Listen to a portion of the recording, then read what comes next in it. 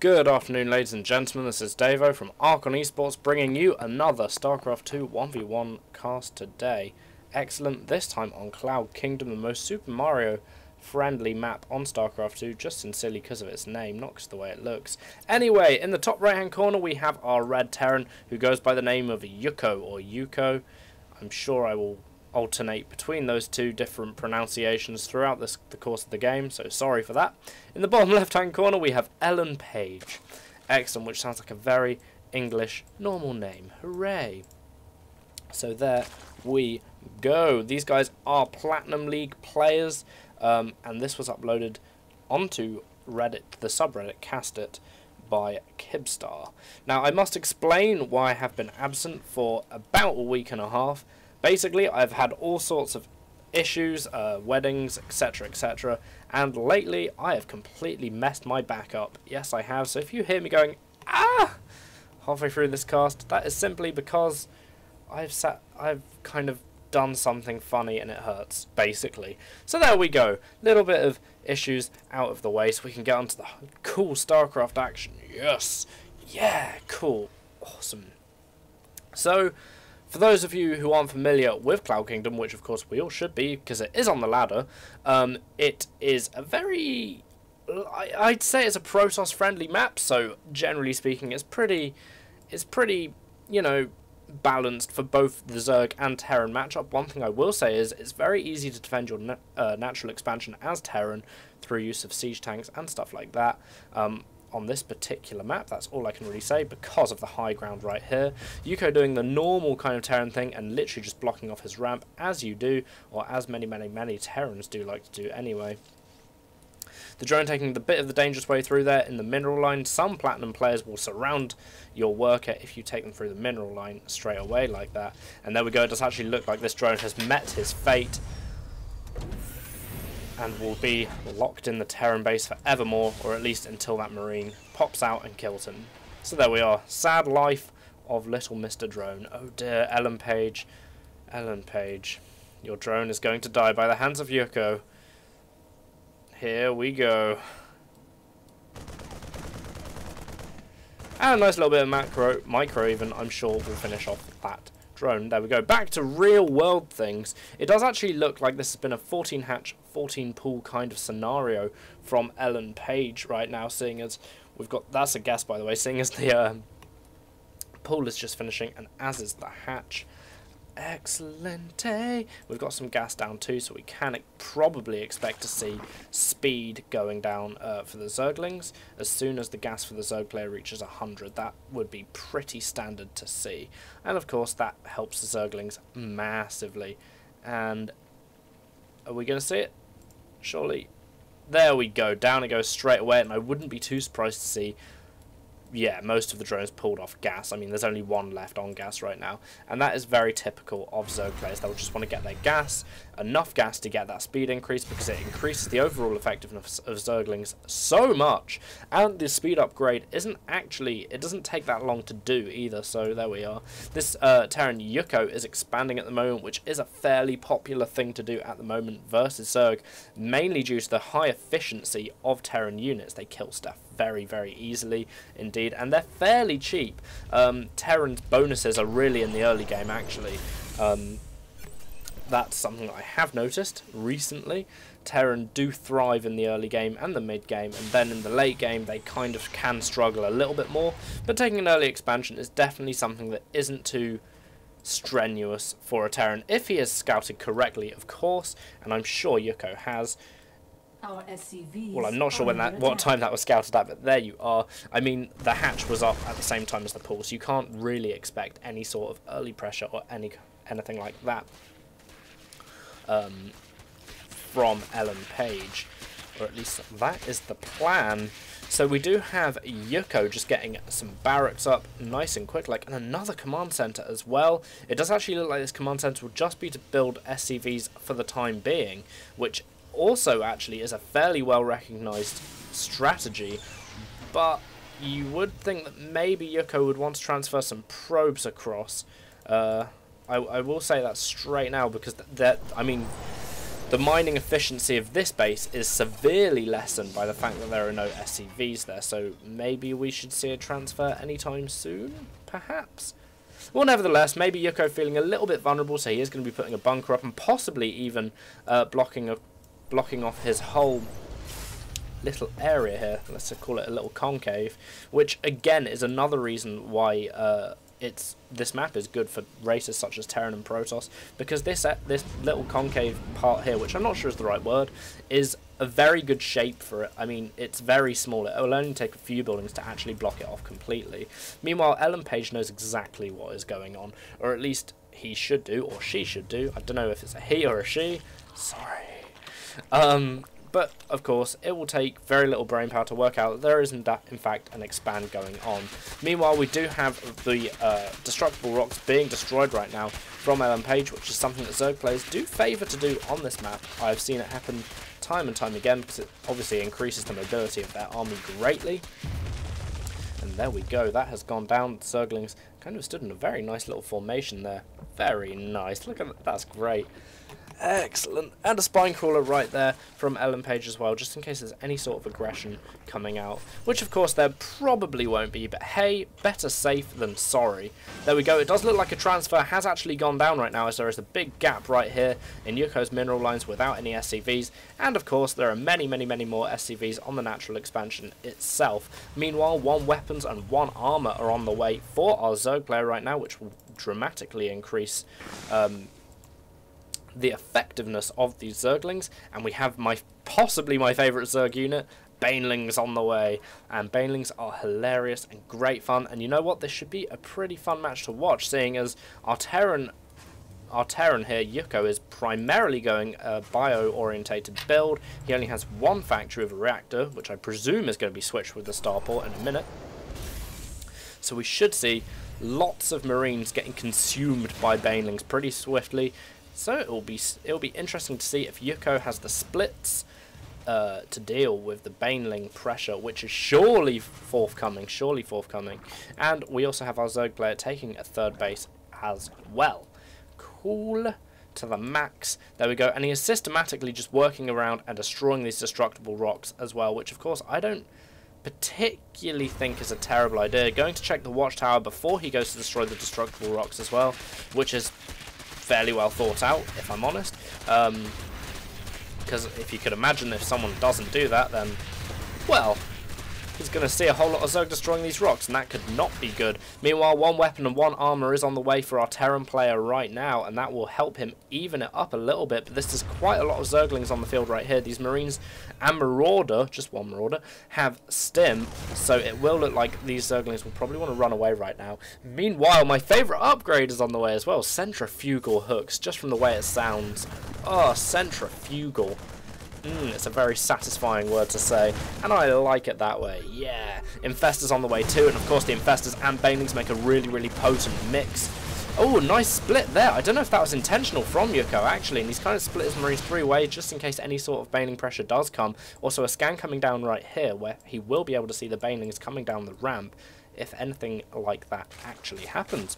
Meanwhile, we do have Banelings on the field right now. The Centrifugal Hooks upgrade about 2/3 done, and that will make these Banelings very dangerous indeed. Meanwhile, 2 weapons and 2 armor upgrade on the way for our Zerg player also. And many more Zerg Banelings on the way as well. The creep spread unfortunately being slightly receded. That queen managed to survive the assault that happened on her person. And we also have the pathogen glands, which is the infestor upgrade, which lets them spawn with more energy so they can get fungal growth off as soon as they spawn, which is pretty good.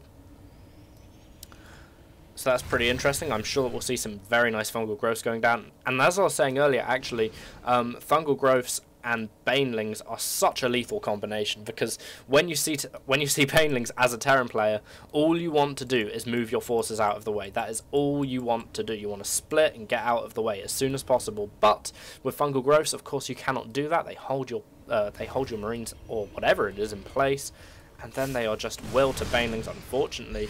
I mean, our Terran player's macros very good at the moment. Yuko is at 164 supply at 13.5 minutes. That's very, very good, especially for a Platinum League player.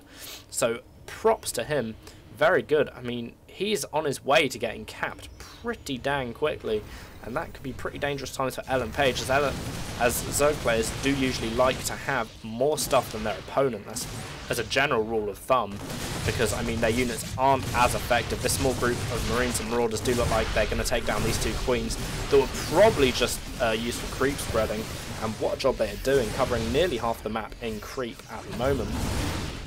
But I mean, the question is, Yuko may have a lot of supply on him, but is that going to be enough when an Infestor Fungal Growths and Banelings charge into this Marine Marauder ball? That will be the question. Also, let's have a look at how many SCVs. Okay, so we've got 76 SCVs, which is about right for a free base kind of thing going on, just so long as all bases are mining, which they are, so that's fine. I think any more might be a bit overkill on that, but it doesn't look like he's making any more at the moment. So Yuko's macro is really on top form at the moment, really going very, very well indeed. And here we are, here's the big attack.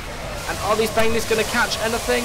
Yes, they are. And it doesn't look like this Terran advance is going to get cleared up very, very swiftly and efficiently indeed. If a Fungal Growth goes down on the Medvacs, they could not escape. But no, there is no Fungal Growth going down on the Medvacs, but meanwhile it does look like we're going to have a run-by from these Zerglings.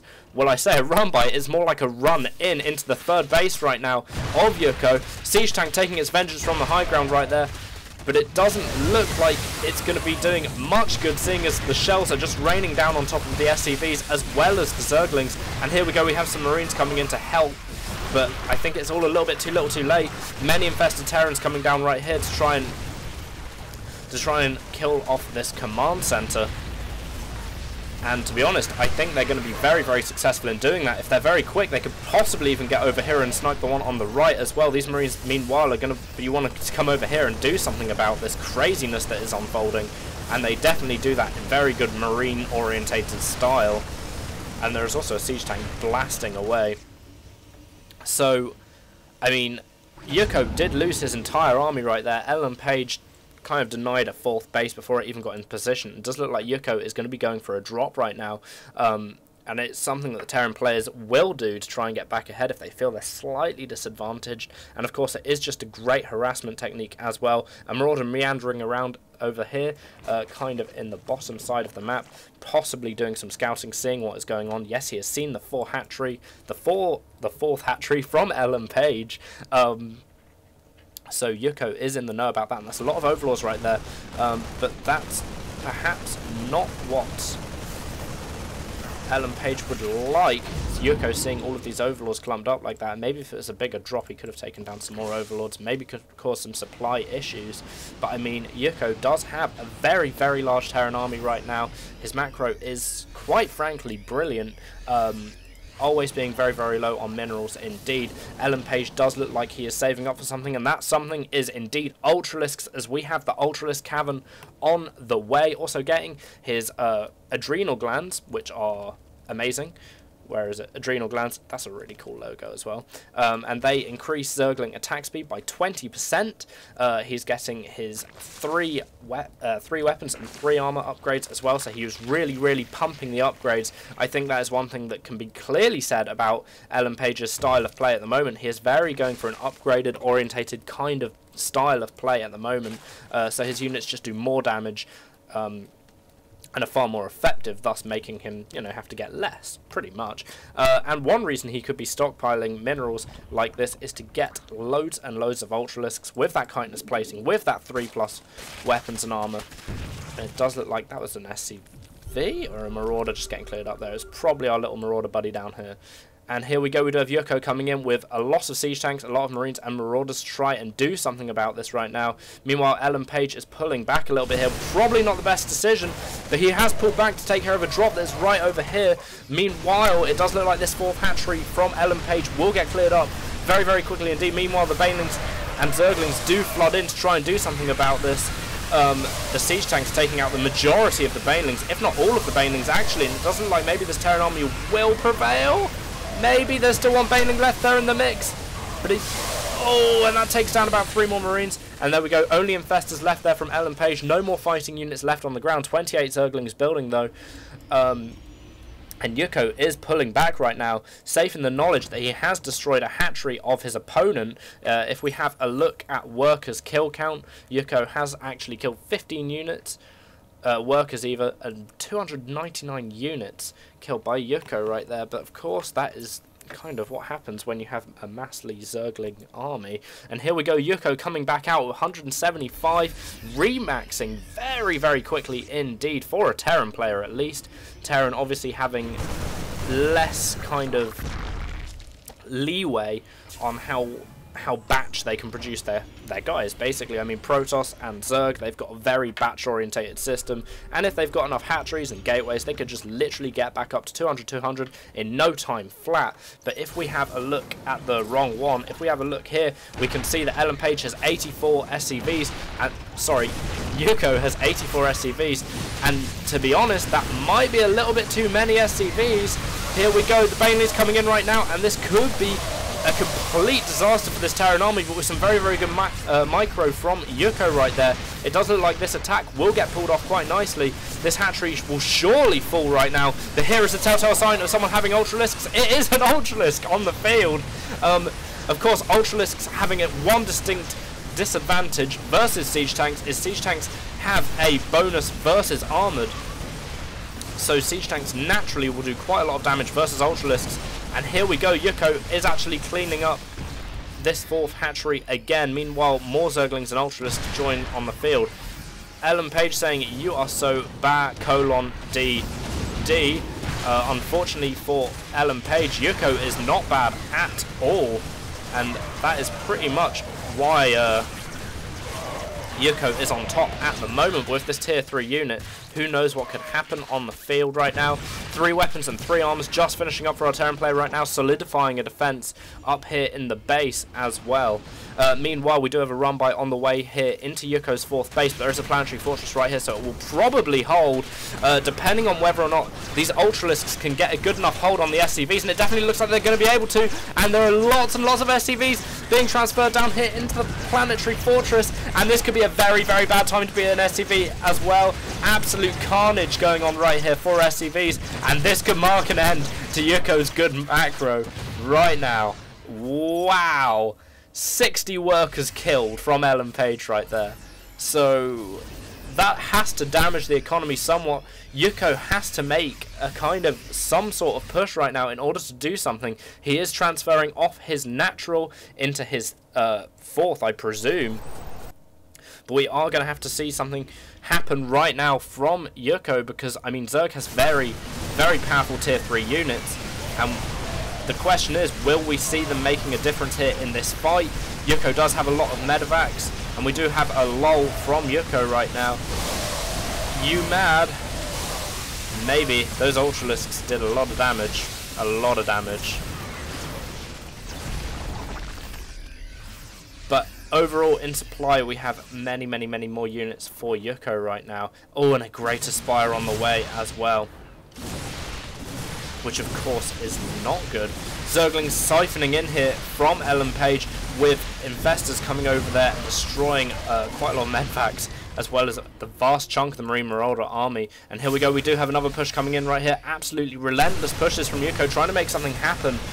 Surprisingly enough, he has actually stopped SCV production, which is interesting, as earlier he had 84 and he was producing a lot. He has actually found the 5th down here from EllenPage as well, which will be something that EllenPage cannot be happy about at all. So Yuko clearing that up with absolute ease in relatively undisturbed style. A fungal growth on those medvacs would be absolutely horrific, and there it is. And we will probably see a chain fungal and many, many of these fungal growths, driving home the fact that you shouldn't leave your fungal growths, you shouldn't leave your medvacs lying around underneath Infestors like that, over the top of Infestors even. And there we go. Zo clearing up the rest of that Terran advance right there that was just killed off his 5th, which of course EllenPage cannot be happy about. If we look at the income tab right now, EllenPage is massively behind. Massively behind. I mean, the natural of EllenPage is almost mined out, the 3rd is getting there, and the 4th has been destroyed repeatedly. Now this is something, as a Zerg player, you do not want to happen. Many people take a scan as a telltale sign as a oncoming Terran attack, and it is safe to say that EllenPage might have just done that. And here we go, more Zerglings coming in to attack the Marine and Marauders as well, and the siege tanks doing the Marines no favours on the ground. There we go. It does actually look like Yuko has been able to stop that attack from really having him lose too much of his army. And here we go, siege tanks absolutely shelling. There we go. Have fun in bronze, bro. You're really bad. Well, right, okay. Let's lay something on the line right now. Something that I've always thought. When someone loses to someone who is obviously a little bit better than them, you know, I'm sorry, EllenPage, if you're watching this, but, you know, I'm just saying. And then they go and say, have fun in bronze, you're really bad. What does that make them if they've just lost? Especially if they've lost as decisively as EllenPage has just lost. I mean,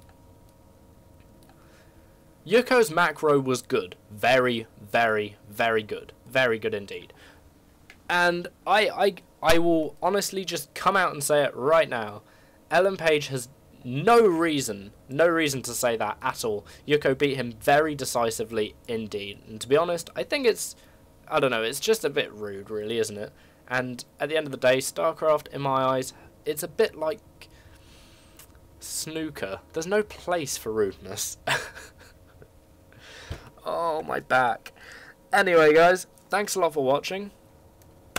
I will be doing casts, hopefully for the rest of the week. It's very enjoyable. I enjoyed it. That's what very enjoyable means. And that's pretty much that. I'm going to go and try and do something about my back now. Oh, but yeah, as I say, I hope that you enjoyed this game and all of that good stuff. Enjoy playing StarCraft, and I'll see you guys later. Cheers, thank you, bye-bye!